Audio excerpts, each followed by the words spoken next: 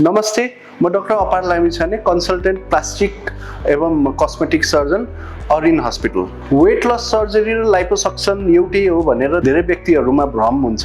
यो एउटा एकदमै ठुलो मिसकन्सेप्सन हो। वेट लस र लाइपोसक्सन भनेको एकदमै फरक कुराहरू हुन्। वेट लस सर्जरी भनेको चाहिँ नि यो चाहिँ नि नितान्त एउटा ब्यारियाट्रिक सर्जरी भन्छौँ, जुन चाहिँ नि अपरेसन गरेर पेट चिरेर चाहिँ नि शरीरको चाहिँ विभिन्न पेट सम्बन्धीको अपरेसन हो र यो चाहिँ नि नितान्त ब्यारियाट्रिक सर्जनहरूले गर्नुहुन्छ। लाइपोसक्सन भनेको चाहिँ नि यो चाहिँ नि एउटा कस्मेटिक प्रोसिडियर हो र यसले चाहिँ नि बडीलाई चाहिँ नि कन्टुरिङ गर्छ। वेट घटाउने होइन कि बडीलाई कन्टुरिङ गर्ने हो।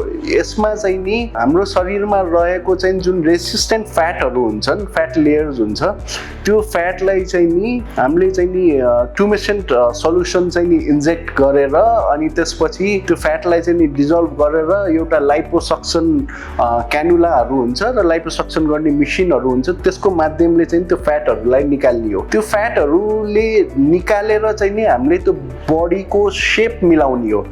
त्यो फ्याट निकालिसकेपछि बडी वेट घट्छ भन्ने होइन र लाइपोसक्सन गरिसकेपछि पनि हामीले कति कुराहरू चाहिँ नि अपनाउन पर्ने हुन्छ, जसले चाहिँ नि त्यो सर्जरीको आउटकममा चाहिँ नि राम्रो होस्। जस्तो कि अपरेसन गरेको 1-2 महिनासम्म चाहिँ नि त्यो हामीले प्रेसर गार्मेन्ट्सहरू हुन्छ, त्योहरू लगाउन पर्ने हुन्छ र चाहिँ नि यो गर्यो भन्दैमा चाहिँ नि हाम्रो वेट लस हुन्छ भन्ने चाहिँ नि छैन।